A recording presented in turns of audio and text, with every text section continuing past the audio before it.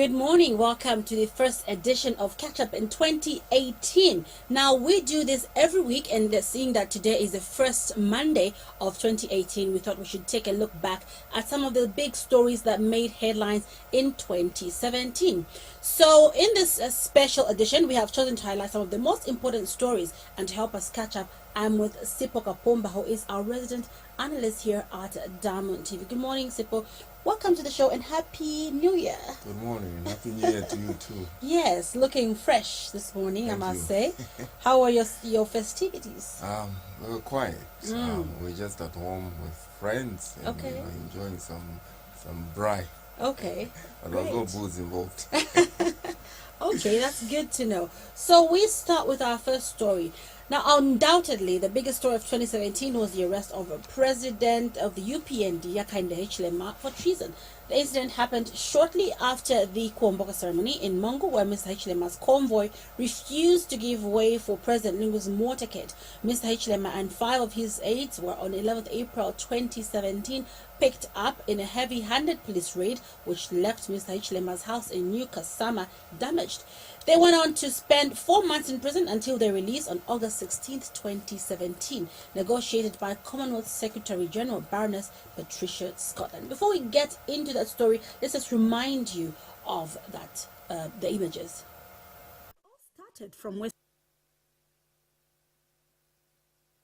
It all started from Western Province when the opposition United Party for National Development President Hakainde Hichilema with his entourage traveled to Mongo for the 2017 Komboka ceremony for the Lozi-speaking people. On his way to the palace, Mr. Hichilema was accused of endangering the life of the head of state by blocking the presidential motorcade. Despite denying the accusations, Mr. Hichilema, together with 5 of his party officials, were arrested from his residence during a police raid on April 11th. Prior to his arrest, he was taken to Woodlands Police Station and later to Lilai Police Training College, where he was formally charged with 4 charges, namely treason, use of insulting language, among other offenses.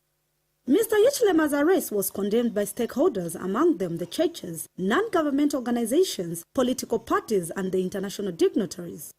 But efforts to have Mr. Hichilema released from prison failed, as he instead underwent the court process, which all of his offenses were dismissed apart from the treason charge, which was referred to the High Court by the lower court. After the treason charge was referred to the High Court, the accused persons were also taken to Mokobeko Maximum Prisons in Kawe awaiting trial in the High Court. In the midst of all this, the European Union delegation led by Patricia Scotland, the churches, and other stakeholders did not rest in securing the release of Mr. Hichilema and his co-accused. After several discussions, Mr. Hichilema's treason charge was listed on the High Court criminal session, where he pleaded not guilty to the charge. On August 16, Mr. Hichilema and others were set free by the Lusaka High Court after the Director of Public Prosecutions, Lillian Siuni, entered a nolle prosequi. The discharge saw the celebrations of the accused families, friends, UPND officials at the High Court and Lusaka Central Prisons, where the accused were later released. After their release, the accused proceeded to the party secretariat before proceeding to Mr. Hichilema's residence, where they were received by a thunderous welcome.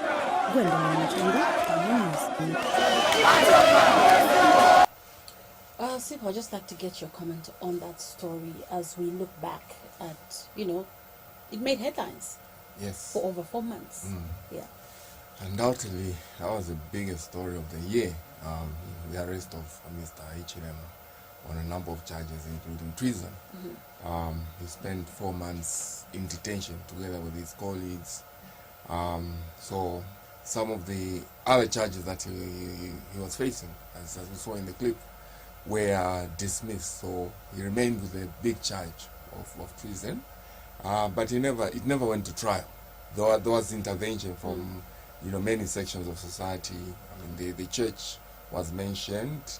The former president of Nigeria, General Basanjo, and the Secretary General of the Commonwealth. It seems the Secretary General is the one that finally broke the stalemate, and it resulted in a deal which facilitated the release of Mr. Hichilema. But during the time that he was in detention, there was a lot of tension in the country. Whenever the leader of the biggest opposition party is jailed. There is an immediate assumption that this is a politically motivated move, meant to punish him. We know very well that Mr. Hichilema has refused to accept, the fact that President Lungu was elected, and he has challenged the issue in court, and he has declared that he will not recognize President Lungu until issues are resolved, and he has initiated some actions in court. Which, well, apart from actions in court, that action itself just clearly showed that he did not recognize the head of state, because we all know that it is the law when the motorcade of the head of state is, passing, you need to give way and, let the motorcade pass. So clearly, he's been using other routes to just show that, I don't recognize the president. It's gotten him in trouble. With indeed. The fact that Mr. Hichilema's convoy, refused to give way to the president's convoy was the ultimate, manifestation of defiance, political defiance, and at that point, it seems as though the state felt that enough was enough. Action needed to be taken, and that's how, those events unfolded, and there was a lot of political tension in the country. As much as the president refused, the tension was there. The tension was there, and also some people were saying that, he himself, Hichilema, like his life was in danger. But we all know that if other instructions were given, I don't think we'd be having this discussion right now. Yes. And after that, people started saying that we're in a dictatorship, but everybody was able to comment on the matter.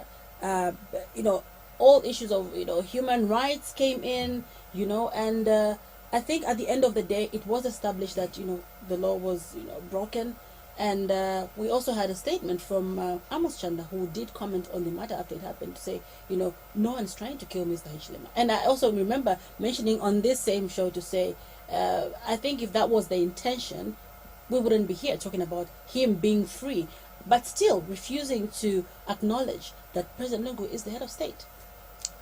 Yeah, if the police, the president's escort, had been heavy-handed, they would have, either bumped Mr. Hichilema's car off the road, and maybe it would have overturned, or they would have, the president has a very heavily armed, escort. They would have perhaps, opened fire, and would have been talking a totally different story. But fortunately, none of that happened. So. We took a different route, and issues of definitely human rights came up. Yeah. Like, honestly, should you charge an opposition leader with treason just because he refused to give way to the president? We're democracy, so things were debated, matters were in court. He challenged the being taken to court on the traffic charges, and for which he was cleared. So only the treason case remained, and it never went to trial, thanks to a political solution. And we must recall that there was a lot of pressure. At one point, the South African opposition leader, Musi Maimane, came to Zambia. He wanted to attend proceedings in the magistrate's court. He was blocked from attending.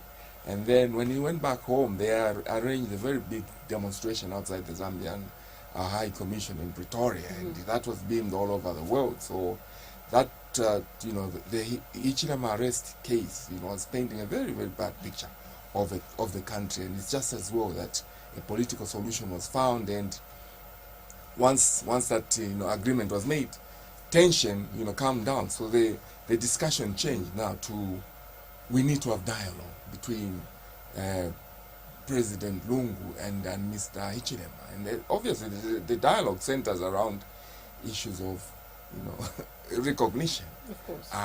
Are we going to continue with this situation where Mr. Hichilema insists that he will not recognize Mr. Lungu, or can we reach a political solution where there is acknowledgement that we have a president, and we need to move on, and let's look into the future? And that's precisely why Professor Gambari was appointed as a special envoy by Baroness Scotland, and he's been to the country at least twice to try and get the negotiations going.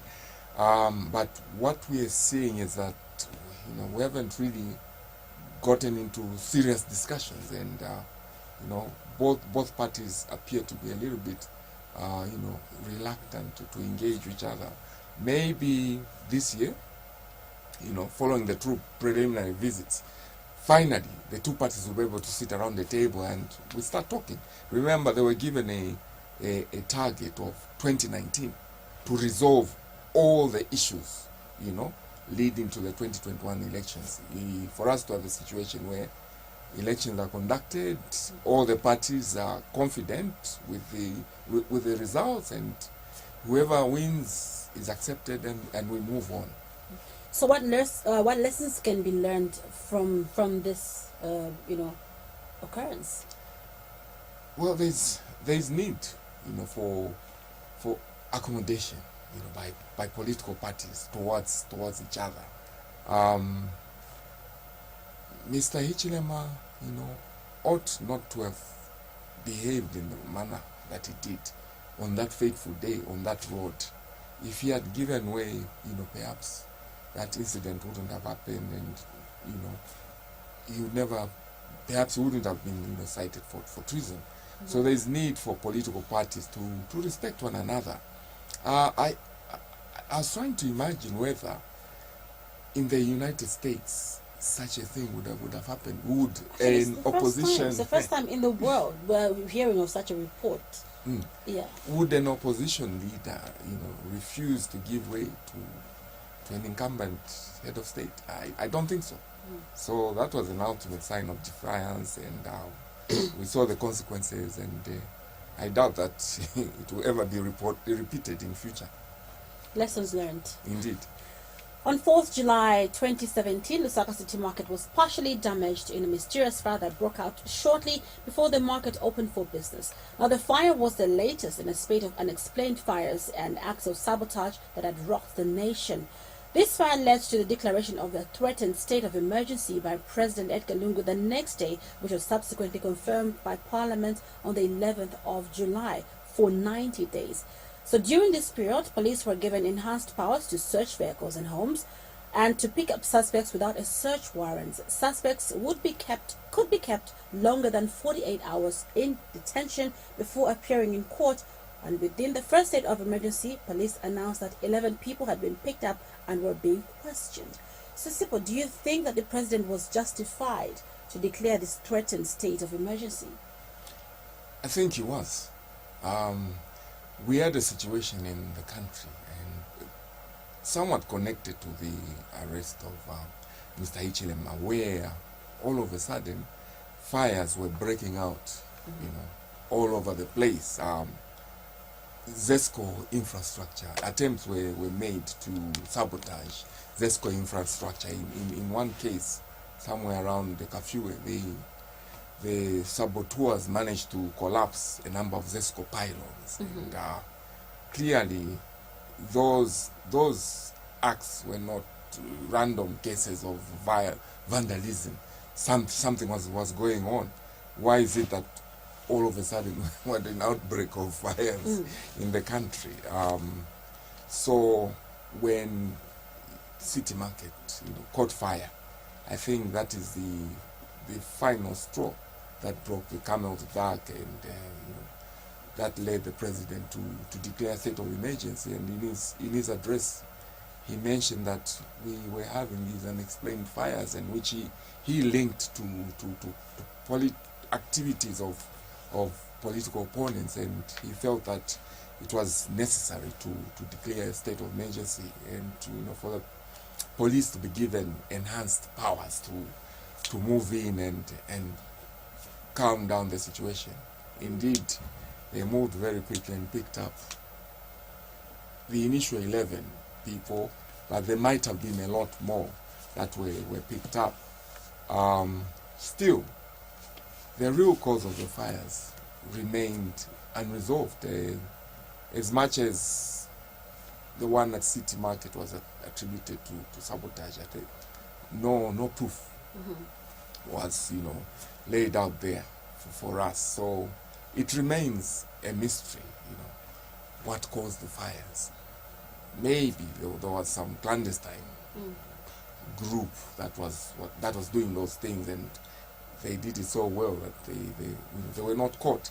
There were, I think, 4 suspects that were picked up outside Lusaka Central Prison with some artifacts that could possibly have been used to cause fire, and they were appearing before the courts, but I think that case appears to have died in a natural death. So to date, the fires remain unresolved.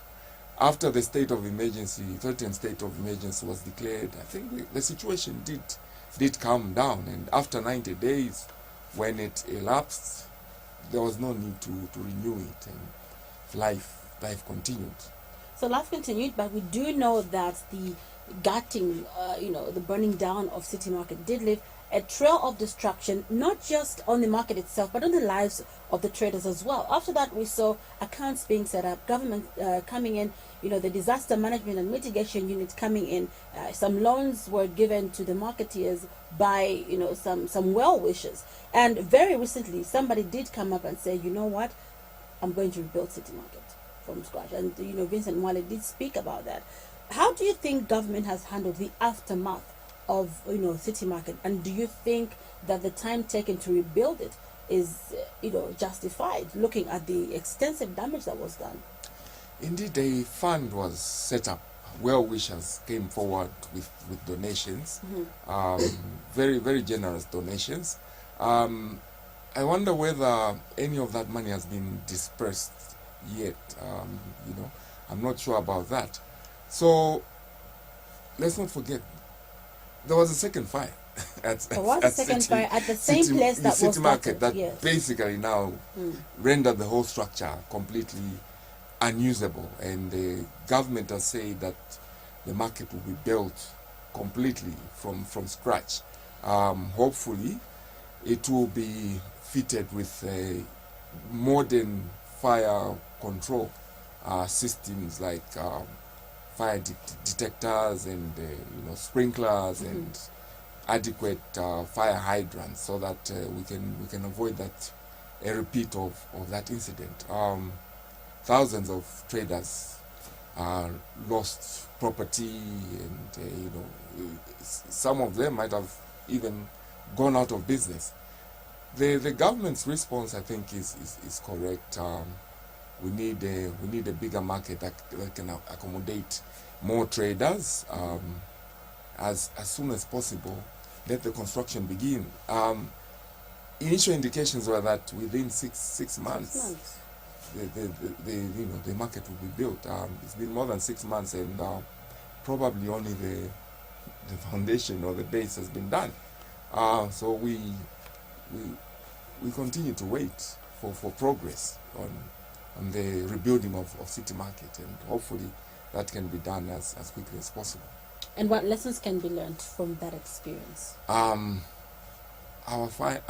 markets are tremendous fire hazards.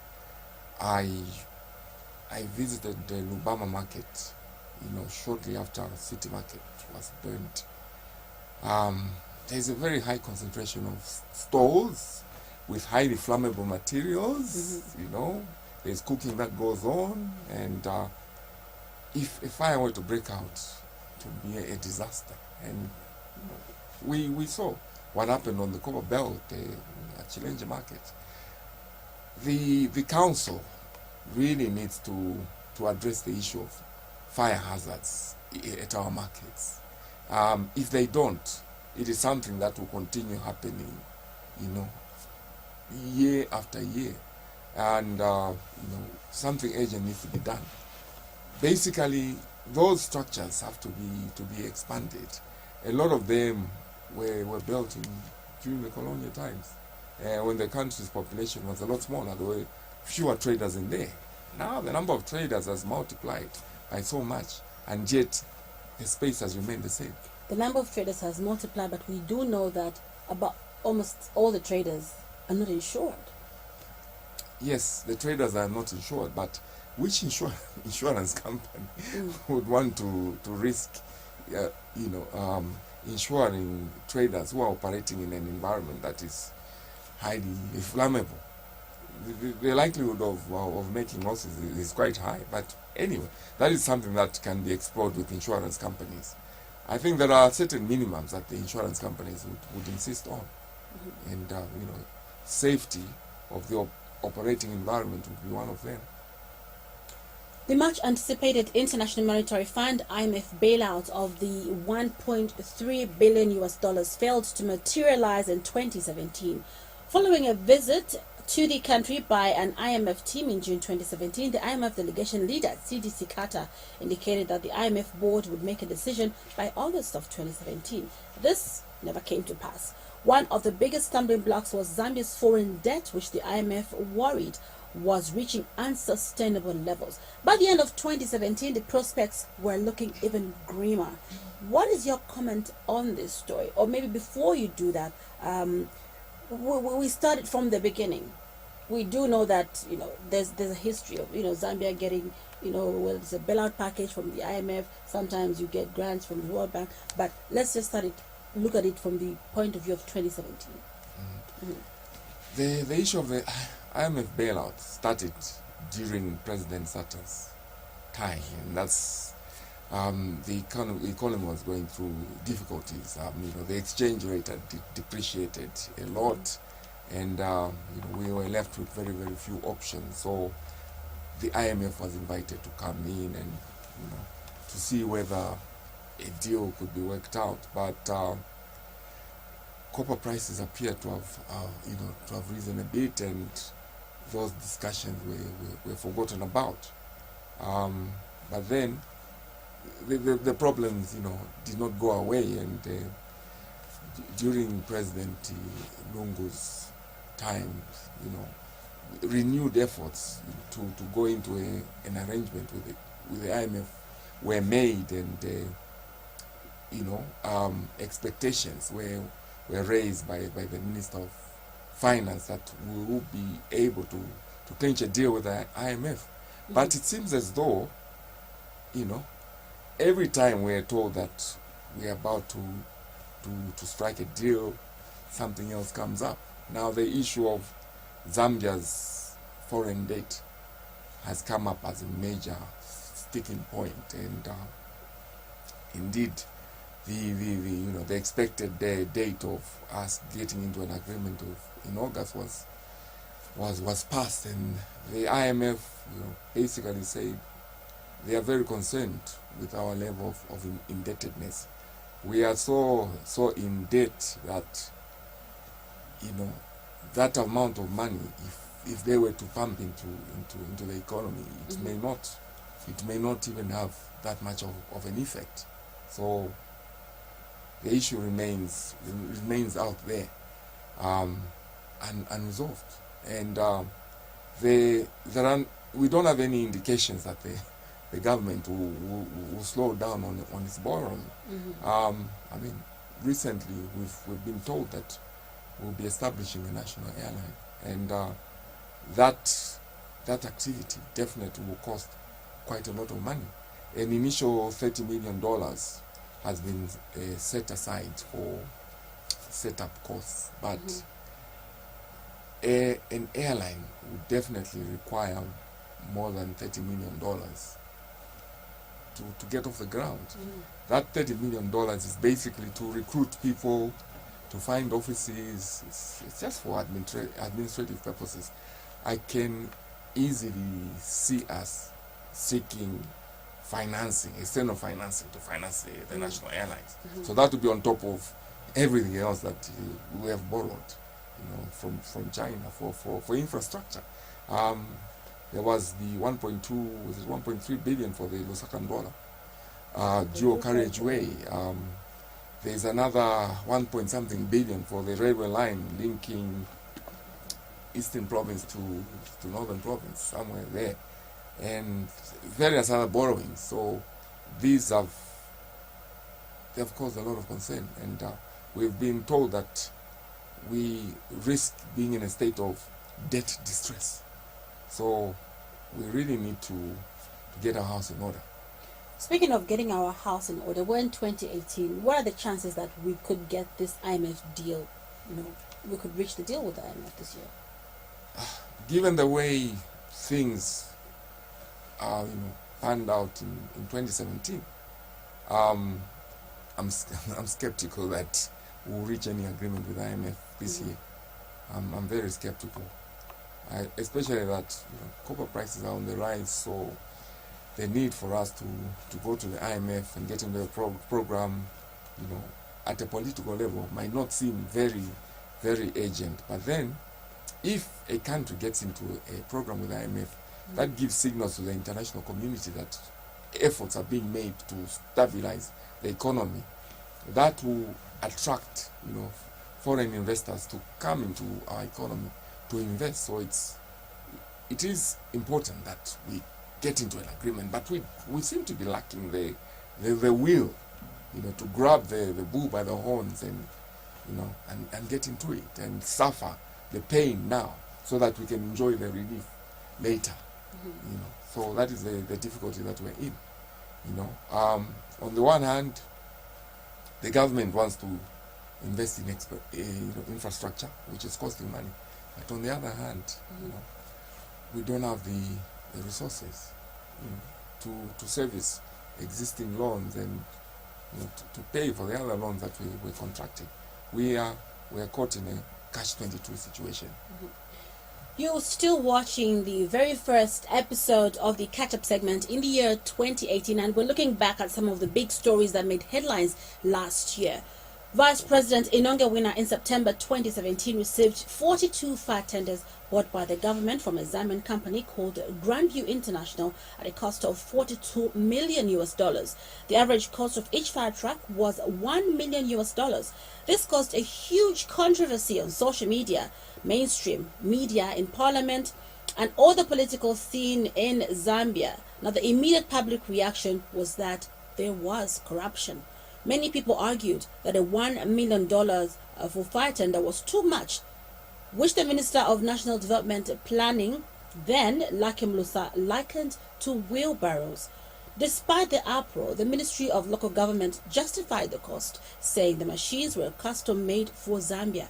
President Lungu equally defended the purchase. What is your comment on this story that caused such a stir? The fire tenders, $1 million each. Up to now, the figure is unbelievable. How did we end up paying $1 million for those fire trucks that don't look like $1 million? We saw, on social media, this thing really, got people engaged, and they were researching on the internet, People were even getting quotations. Checking in different countries, what various, councils have bought in terms of firefighting equipment, and a fire tender for $1 million does look like $1 million. I mean, when you look at it, you have no doubt that this costs $1 million. It's $1 million fire tender. It's a long thing with a very high, ladder which can probably reach half of society house. So what we got, it wasn't worth $1 million. It wasn't worth $1 million, and in spite of everything that has been said to justify it, these were highly customized. They've got very big tanks. They can extinguish a fire from 40 meters away. No. We got that one totally wrong, and nobody can be fooled. How that was approved in cabinet, still it baffles me. Okay, the program started under President Michael Sata somewhere in 2015. He expressed concern about the lack of adequate firefighting equipment. So government did set aside that money for procurement of fire engines, and we are told that on average we've been buying fire engines at $1 million kwacha, $1 million, maybe even more. So this procurement basically brought the whole thing out in the open. For so many years, as a country, we've been ripped off. We've been buying these things from people that have been supplying at exorbitant prices. figures did emerge. But I think the minister might have mentioned in Parliament the various bids that were submitted, or this is evidence that came out, in the media. There were a number of bidders, and the bids ranged from maybe $7 million to even more than 42 million. But Right. we opted for 42 million. That is not expenditure that can be justified anyhow. I beg to differ with anybody. Customization or not, we should be more careful with the way we spend public money. We could have got maybe twice the number of fire trucks if we hadn't been so obsessed with customizing. Are we buying luxury limousines, for our firefighters? Already one or two of them have been involved in accidents. So that's every time a fire tender is involved in an accident, whether it flips over and it cannot be repaired, and we're talking about a write-off of $1 million. Speaking of repairs, people were actually making, funny comments to say, that moment when you get a tender to panel beat a fire tender, obviously the quotation would be huge because it's got a huge value. Mm-hmm. Do we even have the capability to repair those things if they break down? I don't know. So that was, as much as we need fire tenders, and yes, we have seen them in action, in a number of fires that have broken out in various places, but we spent way too much money. We must learn to be mindful that the money that we're spending so carelessly is taxpayers' money. That's the money that you and I and other people pay. So when those people are sitting in their tender committees, they should not be blind to reality out there. Let's be more careful in future and avoid such things. Politically, there's a political consequence.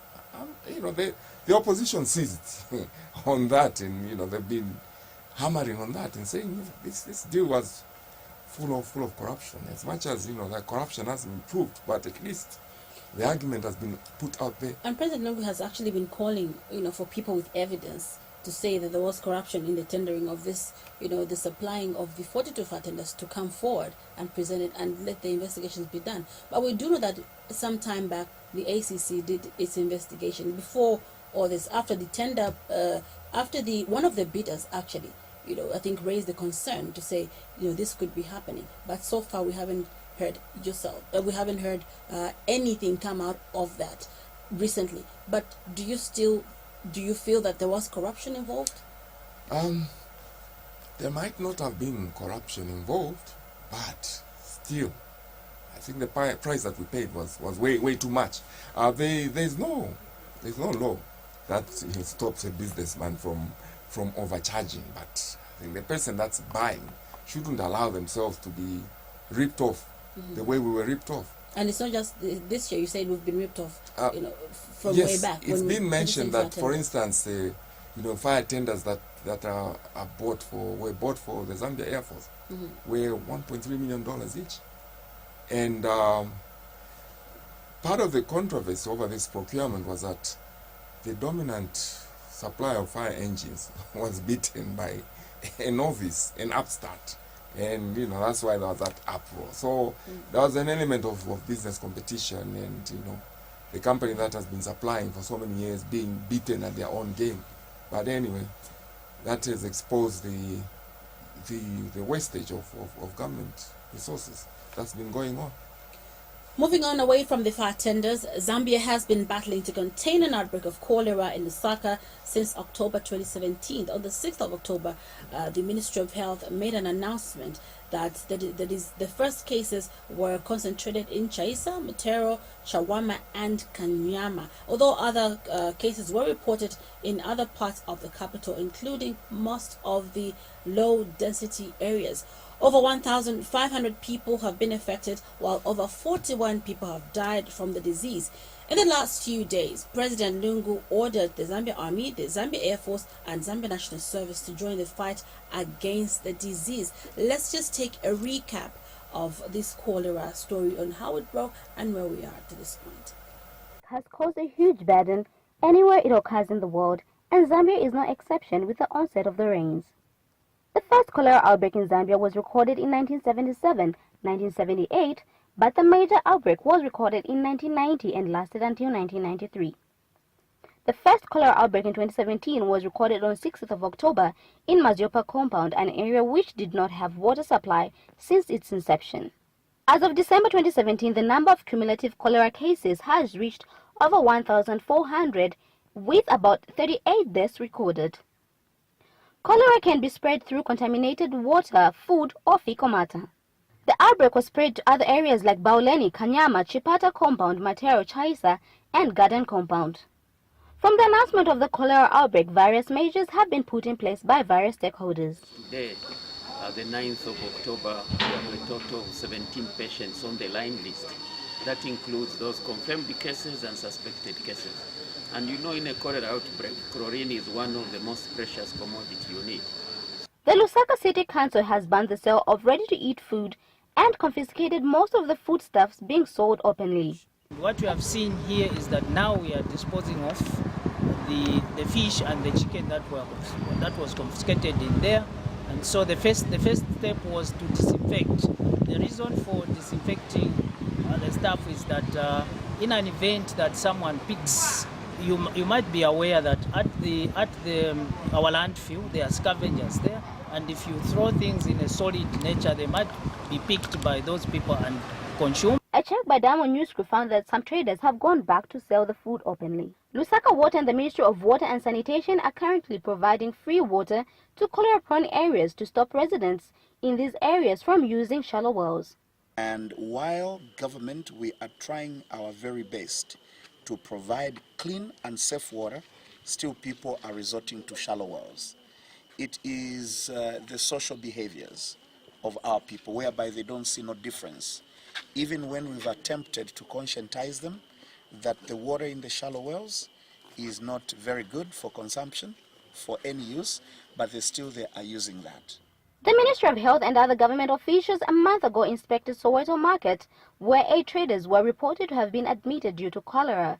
And so far, 2 traders have died from BH Market in Soweto, and the market has since been closed.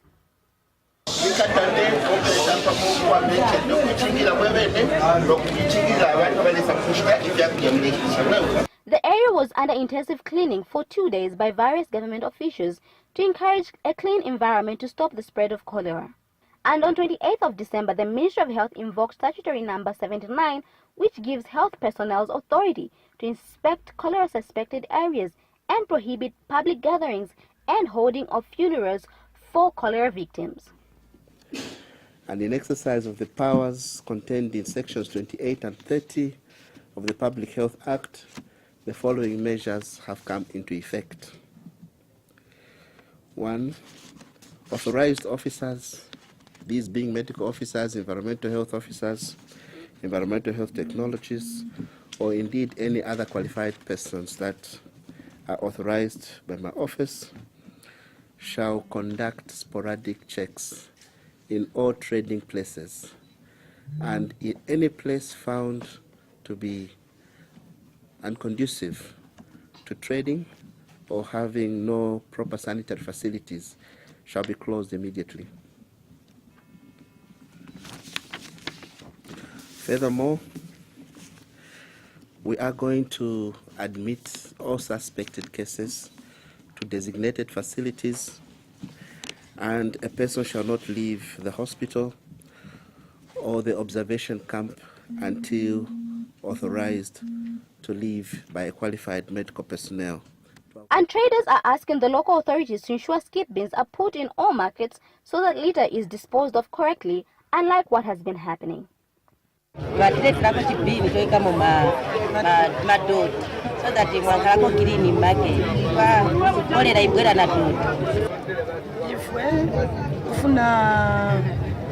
tifuna doti chepeko majombo chani matika so madoti makolela ibwela madoti. The fight against cholera needs concerted efforts from both government and the general public. Measures to curb the spread of cholera include promotion of food safety, provision of safe water, restriction of public gatherings, community health education messages, treatment of septic tanks, and good personal hygiene. Phiri-Banda, Diamond News. Over 1,000 Lusaka residents are admitted to the sick bay, 41 deaths recorded, and still more cases being recorded. President Edgar Lungu, as a commander-in-chief, has brought in the army. The army is not to fight with guns, but the battle is about cleanness. After the presidential order, President Edgar Lungu followed up his directive and visited personnel from the 3 wings Defense Force, Lusaka City Council, Ministry of Health, and Ministry of Water and Sanitation, who are cleaning Lusaka. Obviously there will be pressure. I mean, traders are already asking, so we've told them we'll not open until exactly. I was just explaining this morning and said that look, it's in their interest, in the interest of all of us that we cooperate with these measures. These are our people. In fact, they're the ones who put us in power. It's true. And when we say you cannot trade, we mean well. So I don't expect anyone to politicize this process at all. And I will clamp down on anyone who does that. Honestly, I will. And Minister of Health, Dr. Chitado Chilufya, says it's important that the traders uphold the highest form of hygiene at all levels. Important to note, to appreciate the President's concern at the outbreak, and he has given further directives that we should ensure that public health provisions, public health services are improved to protect the lives of our people. And he has emphasized the need for us to ensure that all trading places are inspected, and any trading place that is found to be operating in unsanitary conditions, in line with SI 79, we should shut in order to protect the lives of the people. The current cholera outbreak as of today stands at 1,751, with 2 new cases recorded in Lundazi. We have 1,751 cases in Lusaka cumulatively. If we look at the few cases we exported, we're at 1,783. Lundazi is the latest, with 2 cases from Lusaka that we have treated them. The one in Mazabuka and Kaloma we've treated, and no more new cases. Cabo we had 4, we treated successfully. Copperbelt we had 3, we treated successfully. So Lusaka is still the supplier, 1,751 total cases. The deaths are still 42. The owner of this room sells cassava, and in the same room is a toilet that is not connected to the sewer system, posing a huge threat of cholera to those around. Following the tour of the drainage system in the central business area, Minister of Local Government Vincent Mwale says all makeshifts along the drainages will be demolished and all the marketeers will be relocated to a market being constructed. Will this exercise help reduce the spread of cholera? Long-term measures are needed so that cholera does not reoccur. Phiri-Banda, Diamond News.